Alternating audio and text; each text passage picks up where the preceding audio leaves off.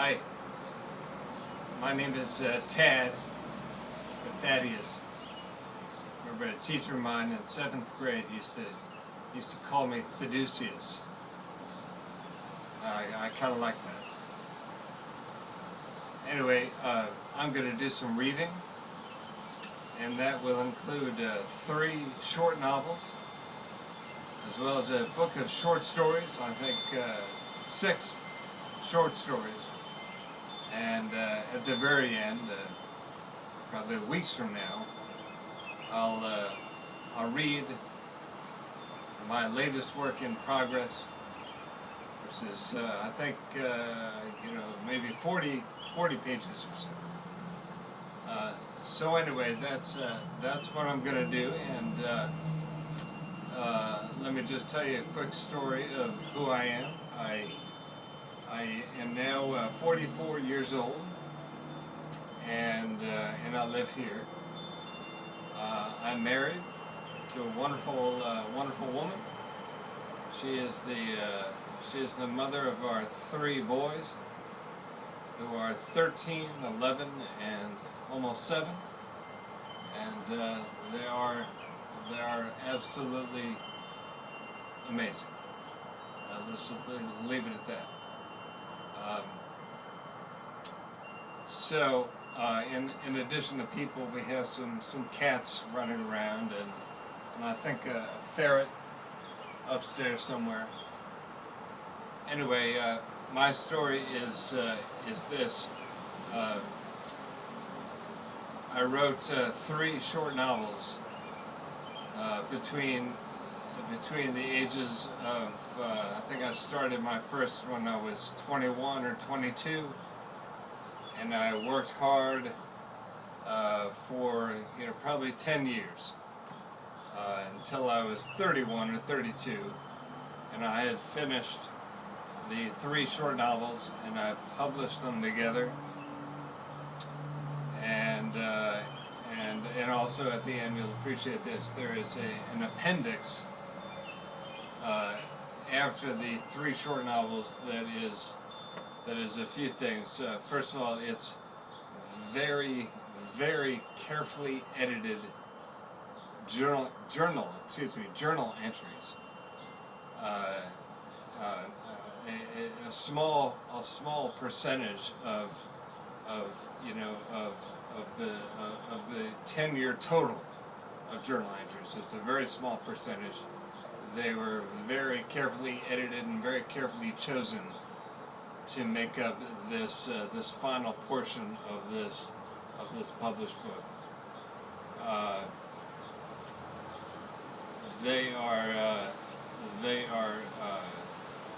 They're funny. They're whimsical. They're honest. And to make it more interesting, more entertaining, I gave each of the journal entries a title. And it all starts with the word "on," and you might have heard this before when there is a panel discussion on some subject, then that panel discussion might be called on today's version of literature, or on the public reaction to strange popularity, whatever it is. Starting with the word "on." I remember back in college, now in Boston, I was not at Harvard, but I was nearby, and we had a discussion. We had a panel discussion at Harvard that was called something crazy, like, if I remember correctly, something like on the responsibility of on the responsibility of the academic world in the age of crack. So, that was quite interesting. But anyway, titles that start with the word "on" just kind of suggests that somewhat formalized, highfalutin, style with some, academic seriousness to it all. Anyway, the journal entries at the end that I'll actually start with. I'll start by reading those. They are certainly good to read. They cover roughly 10 years of my life, and you will see in the journal entries reference to certain things happening over the course of that 10 years. You will hear mention of reference to the 3 short novels that I worked on progressively, including the unknown search for the next project, and then you will see amongst maybe several entries how that idea crystallized and developed in my head. So anyway, the journal entries are an entertaining read of some 50 pages or so. What else can I mention? Obviously the short novels are mentioned in the journal entries, and also romance. I was a single guy in my 20s, and I think in my early 20s I was somewhat infatuated with a pen pal of mine. I was an old college friend, the girlfriend of one of my college buddies. But anyway, you'll see reference to this, this long distance relationship, these letters back and forth. But anyway, make a long story short, later on in the journal entries, you will see mention of New Orleans, where I lived in the latter 1990s, in the old 20th century, the old 1900s, and you will hear mention of me starting what then was an unfamiliar kind of relationship that was going so well that it made me think of relationships in a whole new light. And anyway, that girlfriend became my fiancée. She became my wife, and she became the mother of the 3 kids here at the house, and it's all good.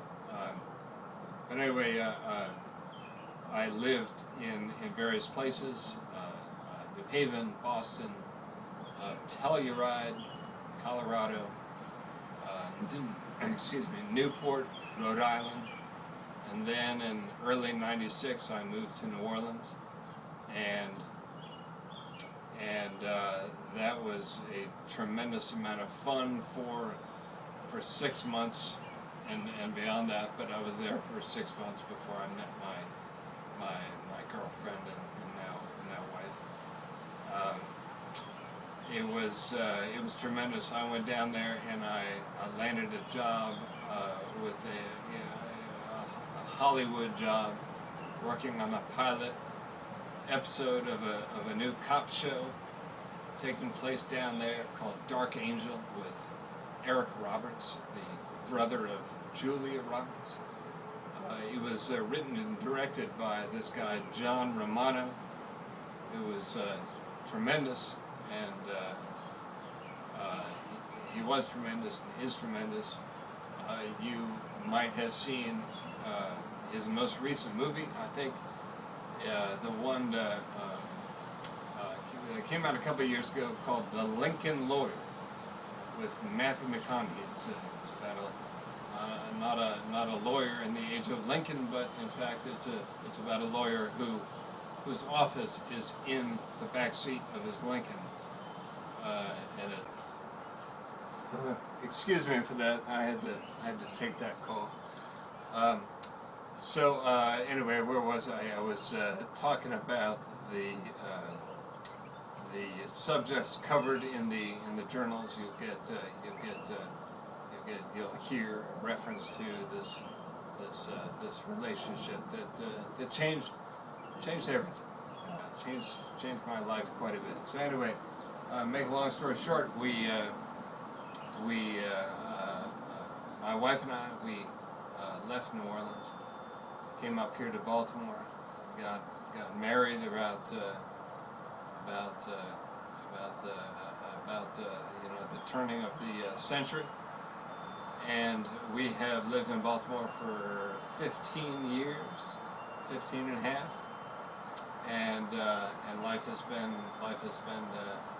interesting to say the least. And let me just add that what I did, getting back to the book, is I published my 3 short novels honestly just a few months prior to a very bad car accident that I was in, and that changed my life, changed our lives quite a bit. And that was, that was 12 years ago that I had the car accident. I had just published my book, and needless to say, it got put on the shelf and ignored, as we had many other things to deal with. So I want to read one little bit to you, one little series of quotes that came from my preliminary efforts to publicize my work, and it to this day still amazes me some of the very wonderful things that readers said about the short novels I had written, and it's, to me, the most meaningful page and a half in my life. So let me read a few quotes to you, and hopefully that will spark your interest in doing some reading, in hearing me read the works out loud. So here we go. Amazing. I could not put it down. It really draws you in, and you hear more about the characters, and then bam, you're hit with a tragedy. It's constructed and written beautifully. Another quote here. Reminded me of a more insightful, and grounded Kerouac. I loved it. Tad Hogan offers an interesting look at being young, male, and American. One isn't sure how much of the books are autobiographical, which supports the theory that this is very good writing. And that was from bookreview.com. Another reader said, in brief, as good as anything out there. And somebody else said that it was very smooth and conversational. And here's the long one from John Romano, the writer-producer of TV shows and movies and out there in L.A. There is a voice in fiction which has the ring of truth, and then there is the truth itself. Tad Hogan is a vibrant American original whose specialty is serving up the truth. He moves us and makes us laugh. His heart is often on his sleeve, but only when that is where truth lies. The time will come when he isn't a cult secret at all. Another one from bookreview.com. This is maybe a glimpse into the world of man for women. This is good writing. Here's another quote. These stories capture many feelings. Feelings that I first felt when I read Catcher in the Rye. For folks who ever lost a semi-precious thought while looking out of an airplane window, you'll find it at the back of this book. That's in reference to the journal site, the journal entries I mentioned. I was immediately pulled into the story by the intoxicating descriptions of the smells and voices of New Orleans. The author did what good authors do. Gave words to things I felt but didn't say. This book was a pleasure to read. Just a few more here. How do you write a coming-of-age story when you think you've already come of age? Hogan tells us how. I love that one because one of my 3 short novels, the force, the energy, the idea behind it was